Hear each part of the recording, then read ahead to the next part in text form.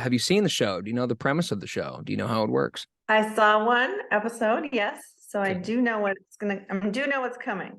I love that. I know what's coming. Yeah. Bring it on. Bring it on. Well, good. Okay. Well, then in that case, let's get right into it.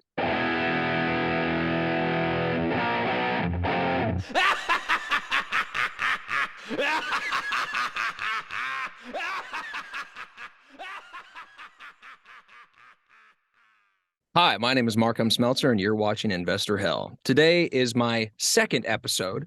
I've got Margo Spilde with us. Margo, one thing that I absolutely hate about talk shows is that the guest, I'll introduce you, but the guest, if I were a guest on a show, I would want to make sure that what the person is saying before they introduce me on the show makes sense for them. If I say something that isn't promoting you in a good light or not promoting what you're up to in a good light, then I'm doing a terrible job as as a host. But with that, I'm still going to introduce you, and then you can tell me if it sucks. Okay. I like Just the permission. right? Yeah. All right. So here we go. Margo, you care about your freedom and you care about the freedom of others and on their terms. Margo is the author of Live Your Life of Abundance. The whole idea is to work less and live more. You can book a free strategy session with her on her website, margospilde.com. Margo, on your site, I saw a quote. It doesn't matter who you are right now. What matters is who you become on the journey. Welcome to Investor Hell. Thank you. That was very good. Bravo. Shower me. Shower me, would you You please? did such an excellent job. I think you've known me for years and years and years. Nobody knows me as well as you. I'll take it. No, Okay, good. okay, so you've seen an episode of this show. There's only Mhm. one. Before we get into talking about the sins and the redemption story, I want to hear your thoughts about what you would like to be known for and not what I've described, anything other than what you would want to be known for, of what you're up to. That's really good. Uh, you know, really, I want to be known for making an impact on the world. And that's pretty much what gets me up and gets me moving every day. So I feel like I'm working towards this big vision of something that will still be here after I'm gone. Good way to put it. When I die, I want it to keep going. So dark. So dark. Yeah, planning for my death, right? Yeah. Yeah. Well, anyway, you are in the hot seat today. I hope you've brought your storytelling expertise and the vulnerability aspect. I really like the vulnerability aspect of people going deep with a story and sharing a story of what hurt them or how they hurt themselves, and then the redemption of what did they do or somebody do to be the savior, or how do they save themselves, and how is it that you can help the future investors or your counterparts, the investors either that you partner with or the people that enemies, what have you. So the last episode we did was on greed. So we can't do that one. I'm sure that when the time is right, you could come on the show again and talk about a greed story of yours. So I'll give you the 6 other options. But before I get into those, you don't have to answer this. Are you religious? Oh, you know what? I am not religious in a sense that I don't put a high value on religion. I am a Christian and I have a deep spiritual relationship, but I'm kind of soured on religion because Okay. it's not really the core need, right? It's just more about what do we do? I grew up in a small town where there was a big Catholic church, and it's the sit down, stand up, kneel, and so I kind of equate that to religion, the rules. You didn't really like some of the rules that are affiliated with the aspects of religion, not what we were trying to do inside the religion itself. Correct. That's Okay. correct. Okay. Huh. All right. Well, I'm grateful. Thank you. the main thing that you focus on is freedom on people's terms. Can you define that for me? Let's say we're on a free session call right now and someone's like, hey, you talk about freedom. You talk about on my terms. Well, what do you mean by that? Like, how would you help me if you do it, wouldn't it be on your terms, or are you trying to help me pull it out from me? How does that work? Yeah, that's exactly right. I'm trying to help you decide what freedom means for you. And that's what I had to decide for myself. And it was hard to know where I was going, right? If I didn't have that destination in mind. So once I figured out what freedom meant to me, then the rest is a lot easier. So could you describe that end goal and then how, not reverse engineer it, but I know we'll get there, but it sounds like you fleshed out the final picture or the after you're gone, like you talked about. I'm very curious as to what that looks like. Well, the freedom part probably is more before I'm gone, before I'm dead. I want to have freedom when I'm living, which is deciding what do you really love doing? What do you hate doing? Most of us just do what we're supposed to do, right? And we have all these dreams inside of us when we're young. And then reality hits us. We graduate from high school. We have to decide what we're doing next. Eventually, we need to just pay the bills. And somehow we just keep going and going and going with what we're supposed to do and what everybody else's responsibility that they put on us is, and society's responsibility. And we quit dreaming about what we really want. And so I believe that you can create your own reality. So whatever it is, you don't have to believe in the limitations that society or your parents or your spouse or your kids or anybody puts on you. You get to decide what you want and figure out how to get there. And you help people with that. Yeah. And there's infinite abundance. So infinite abundance to get what you want. Just have to know what you want first. But you got to go to margospilde.com in order to find that out. That's right. Cool. All right. Well, good. Well, thank you. I'm grateful. I understand a little bit more of what you're up to and what you do and how you help other people. So for those of you listening and watching, if you need that, again, margospilde.com. And of course, it'll be in the link in the description, blah, blah, blah, blah, blah. Okay. So, Investor Hell, you ready to share a story? I am ready to share a story. Okay.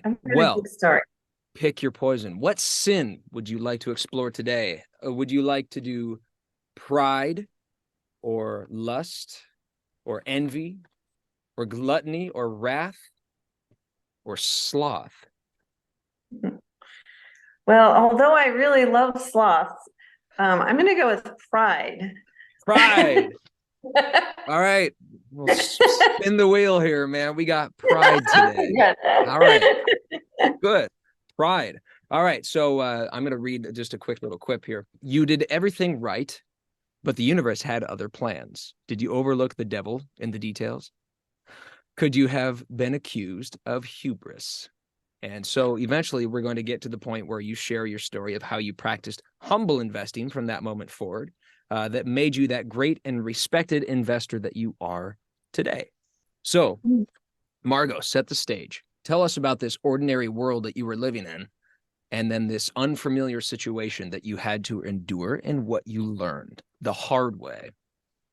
Okay, the hard way. Yeah, I learned the hard way.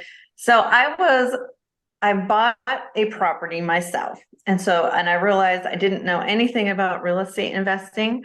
So I was searching for help to figure it out. I needed to learn how to become an investor. And I got hooked up with a group, a couple of men in town, and they were, and I was very shy. I was not confident. I didn't know, I couldn't assert myself. And so I kind of got involved with them, and they took me under their wings and they helped me learn everything I needed to know. During that process, I became their private lender, one of their private lenders. And we had done one other deal that did not go super well, but I couldn't really explain, it wasn't like it was something that I would have blamed on them. And so then we continued on and we ended up starting to buy houses in another city. And it was supposed to be the best thing in the whole wide world. And I believed them and trusted in them.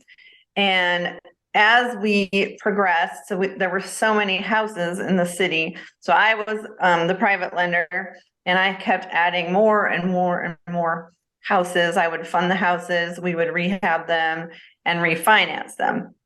Well, then it just got to be too much. So I had some friends and some other people that I knew that we brought them in to help provide enough private funding to keep the entity going. And eventually they brought me in as an owner, I was part owner, like a small owner. So they didn't have to pay me as much interest. And what happened was I started to get suspicious that my first thing was, well, we've never put on one roof. We've bought a lot of houses, not one roof. That's kind of suspicious. I decided the rehab costs seemed to be a little bit low. Then we were paying too high of a price. And at first the appraisals were great. Well, then we had to tell the price. It was mandatory there. So what I realized was that our appraisal, we were bringing our own appraisals down because we were buying the houses, under value. So we were bringing the appraisals down, and I tried to fix that, but it wasn't really my business. So I didn't have the final say, unfortunately. And they were kind of absent at that time. And eventually what happened is the refinancing got slower and slower and slower and slower. And so I had to, at the last, I think there were seven houses were the last ones. And I just was pushing the bank to get it done. And in order for everybody to get their private money back, then I had to pay to refinance them, because like I said, the appraisals were coming down because we were buying the houses low.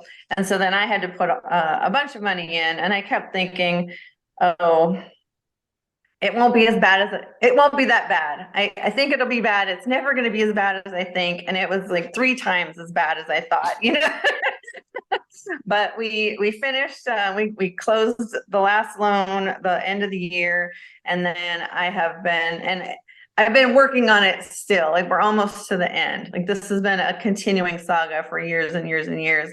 I did get all my money back, but it's still a lot of work. Ouch. Yeah. How does that even feel? Like, knowing that, like, you put yourself in a situation. I mean, you're born, right? You can't control that unless you can. But where to go from there?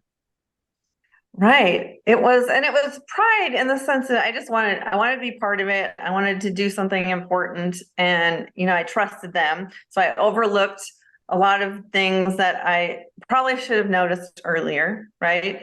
I should have been checking on things earlier. A lot of things went wrong at the end that I should have maybe checked on in advance, but I didn't know to check on it. And I feel good in the sense that I have everybody, I took care of everybody. I had reserves in place. So it wasn't detrimental in the sense of people losing money. It was just a hard lesson to learn. And it was so much work to protect that investment.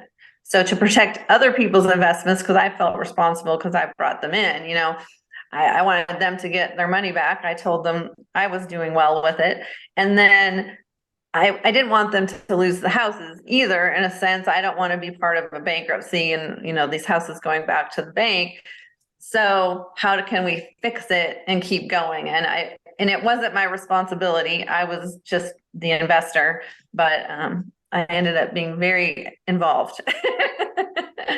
Has the redemption story happened yet? Here's the redemption story. So what I did right before I closed the loan, before I brought the money into the bank, I had them agree to giving me a higher percentage ownership of the portfolio.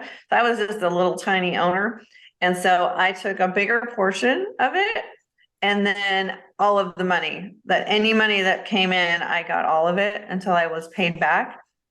And then now we have sold most of the houses there in that city. And I still have some other houses in a different city that are producing good income. So in essence, I have a bigger ownership in properties that are producing, and I got all my money back. So I do think that there is a redemption. It just took a lot of years to get there. Sure. Well, that sucks. Why do you think it happened? Oh, that's a great question. I think it happened because part of the group wanted to look important and make a lot of money. And on the surface, it looked really, really good that you were going to make a lot of money. And when we got into the truth, it wasn't managed well at all. And none of the pitfalls were thought through. So if you go to a new city to buy real estate, you don't realize all the rules and regulations they have in a new city. Mm-hmm. And that was another part of the problem. There were a lot of rules that we didn't know about. So I wouldn't have known to check that. I just trusted him that he knew, he checked it out, right? Due diligence, eh? That's right. Well, okay. So you had to learn. You had to learn, and it could have been worse. It could have been a lot worse. Yeah, we have 2 left. So this started, it's been about 5 years, I think. So two left after, I think we have 3 under contract. So we're still dealing with it, but almost to the end. Well, this kind of comes up to the next question, though. I'm always curious about what people are looking for now or in the future. Mm-hmm. So what specifically do you think you are looking for either now or in the future that you'd be interested in investing? Is it only real estate, or is it other things different markets? I do look at other things. I have more than real estate in my life. I have a variety of investments. I'm going to say there's 2 hot buttons that I have if people are approaching me. And I have a lot of experience, unfortunately. The first one is the return of principal is more important than the return on your principal. And I would like anybody who's looking for investors to get that. Really, we at some point, I mean, you're always selling return. Yeah, but when are you actually selling, here's how you get your money back. Right. It's so much more important that this money that I put together is given to you with trust and returned to me. And then I will decide the return after that is important, but not as important as getting that primary money back. And then the second thing, and I unfortunately have met a lot of real estate people and a lot of people in general that don't have this inside of them. And so if me saying this helps the whole society of investors as a whole, I hope that we can make a change, because I want somebody else, if they're approaching me with an investment, I want them to have the same respect for my money that they have for their money, or to match my respect for my money. If you are coming to me with an investment and you want me to invest $50,000 or $100,000, that's money that I worked for, that we saved for, my husband worked for, we did without, right? We lived below our means to acquire this money so that we could invest it and grow it. And so I want you to respect that money the same way I do. Yeah, it's basically workers. You respect my workers. Every dollar is a worker, every cent's a worker, every penny's a worker. If it's out there in the market, respect it as it was yours. Exactly. And that's what we talk about in, the freedom, respect piece. And then I run into a lot of people, unfortunately. And so I, a lot of times, don't even listen to people pitching investments because if I get any, you're laughing at that. But if I Hi, get how are you? if I get the sense that that other person thinks my money is easy, it's easy to acquire. I'm out. I'm out before I even read the document because I know the respect isn't there. I had a conversation last night actually about OPM financing and how people don't respect other people's money. Yes. Which begs the question, how do you respect your money? Hmm. Ooh, that's a good question. It's my job. Yeah, I am. That was a really good one. So I'm going to say thoughtful about it. I save. I mean, I'm very big at saving and I'm frugal. Like I said, I live below my means, but the respect piece is I'm going to put the little worker bees out, but I'm going to mitigate the risk. So I have a lot of different strategies that I use to mitigate risk and maximize the return. And that is probably the thing that most, other people's money, the OPM thing, and I notice it in real estate investing training, is they just think go get other people's money, but they don't know what I know about money and how to make it work. And so if I can, so maintaining the principle is probably the biggest aspect of that is I want to maintain the principle and multiply it. Mm-hmm. So you have that fiduciary responsibility to get back the 50 or 100 or whatever it is that you originally had, because that's what you said was most important, that hot button.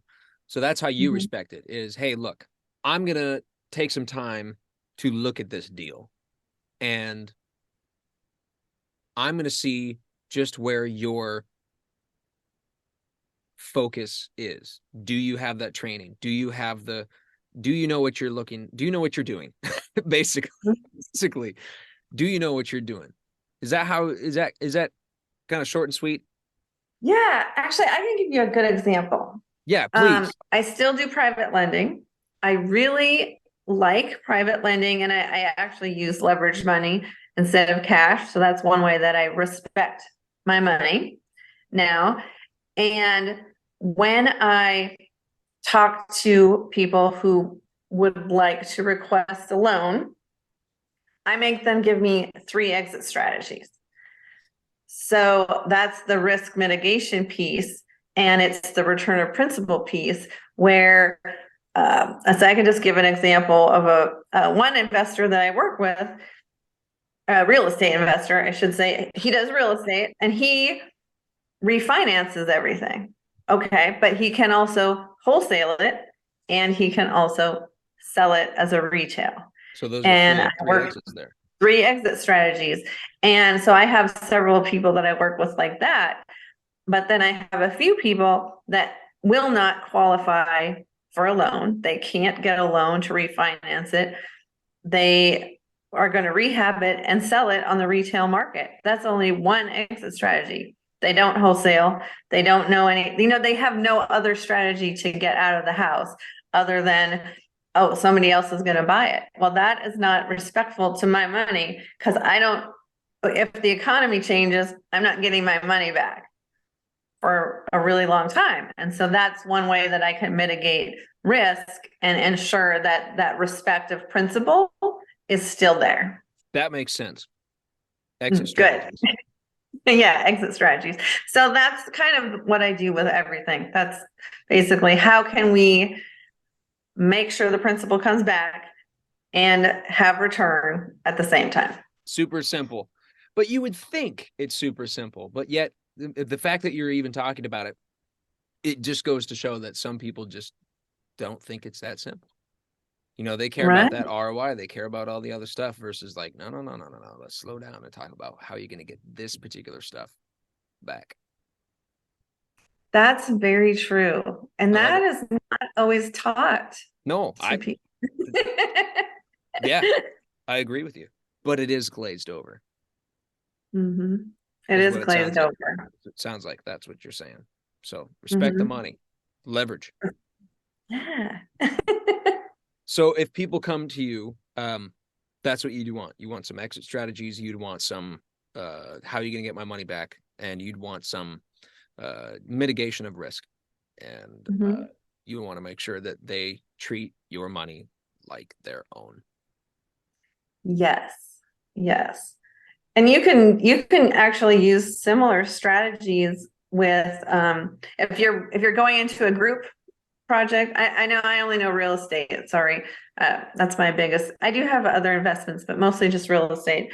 But the same thing if you're buying into a group. So for example, we did a group where we purchased a big property.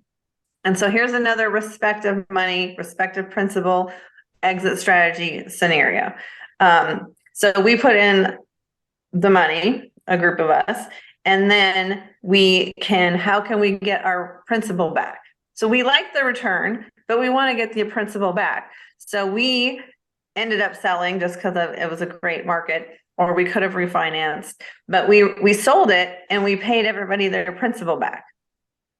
We still have the group. We bought more property, but everybody's principal is back. So that means that nobody has any money in the deal at all. So you have an infinite return because you have no money in the deal. So now we've respected their money by giving it back to them. So they have zero money in, and any return they have is just icing on the cake. So they're so happy, and we can just keep buying real estate like that. And then we also added reserves. So we have lots of reserves. So instead of paying back 100% of the money, we maintained reserves also. So we never have to make a capital call, and they're safe. That doesn't sound like a bad deal. Yeah, it was a good one. We got pretty lucky on that. I love how you're so giddy about that. You're like, yeah, I know, I'm awesome. I did a great job with that deal. No, I think it's all luck. Like, I don't think I did any of it. It's just like, it's a miracle almost. See, But it though, was fun. It's fun that's to a good do it.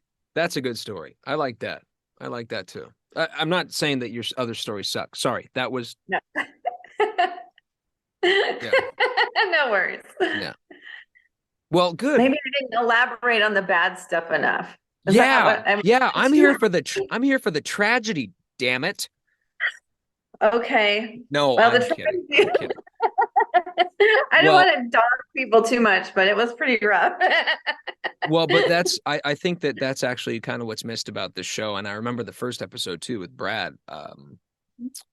Really going deep into what it actually felt like. Tell me some of the details of and we're running out of time. So the next time you come on the show, I want you to, go deeper into, really just this may sound, I don't know, that sound bad, but really go into the pain and the wound of, oh, Hmm.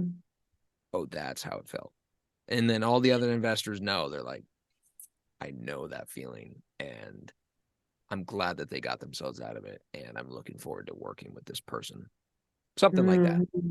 So Well, it was pretty, a lot of fear. I'm going to say a lot of fear, a lot of worry that you made a bad choice, right? I made a bad decision. And it's this weight of other people's finances. It got to the point where there was so much weight on me that I want to make sure that they get their money back and they're not involved in this, that I'll do anything to make sure that they're taken care of. And whatever we have to do to get out of it, we're going to do it.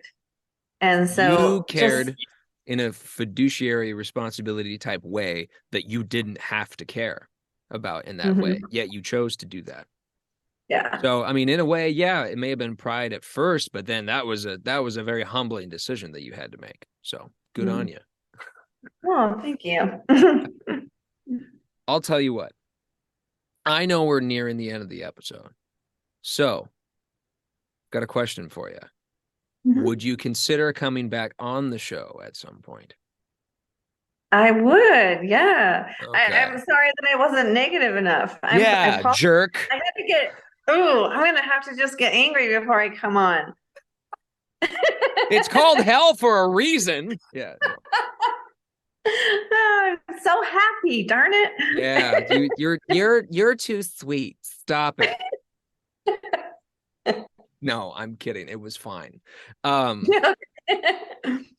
grateful though, truly. I mean, I this is why I do what I do. I want to make sure that when people meet me, they say, I've never heard that question, or that's a great question, or I've never thought of that before. And I want to make sure that I care about you being able to get in front of the right people. And I care about my money. I care, and I know that, investors care about their money. The main goal is to get people to understand before they approach investors of respect and that honesty and that loyalty and that commitment and that research that most people just won't do. And I'm culprit to it. I'll grant you that. I'm still learning. Maybe it's why I started this show. No. But I think it is better to share those stories of financial pain that you went through and the redemption behind it. Or sometimes not even the redemption, and sometimes just share the pain, because that does happen. There's tragedies, obviously. But if it's not shared, then what the hell are we here for? What are we here truly to do if we're not trying to help other people become better investors, become better pitchers, become better just at creating nicer products for the world? So, my 2 cents. Well, I think what you're doing is very admirable. And I tend to be a little too, I speak the truth maybe too much. I'm a truth teller. Not everything is good, right? And so I think the people that only tell good, they're doing a disservice, because not everything turns out well. I agree with you 100%. Sometimes you got to talk about the crap. Yeah. And it's just, it just happens and you got to deal with it. And the nice thing is, so the redemption thing is nice because it was a really terrible thing when it was happening. But what I was able to do is manage it and make wise decisions and stay calm and rational and be diligent. And luckily it turned out well, but it could have gone very poorly. I mean, it really could have gone the other way. And I just, like you said, the fiduciary responsibility, but it wouldn't have happened without me. Like, I was the change in that. I was what kept the redemption there. And we have to be able to tell the stories and not be ashamed of the stuff that goes wrong, so that we can keep making redemptive stories like that. Amen. Yay. I think you're doing a great job. Well, so thanks. I'm very impressed. Well, thanks. I appreciate that. Margo, I'm grateful for your time. Thanks for coming on to Investor Hell and just sharing a little bit. I know that I'm not the only person. I hope that when people hear this, they want to hear more about you, and they want to hear more about your stories, and they want to figure out ways to work with you. If somebody has a good product, if somebody believes they've done the right research and all of that and prepped it for you specifically, what's the best way to approach you? LinkedIn is probably super easy. You can just reach me on LinkedIn. Cool. All right. Hey, thank you so much. I really am grateful, and I hope that this goes somewhere. If you know somebody who would also help and share stories and be on the show, I'm looking forward to hearing about who you think would be good. I think I can help you with that. I would love to do that. Well, thank you. I appreciate your time, and thank you for watching Investor Hell.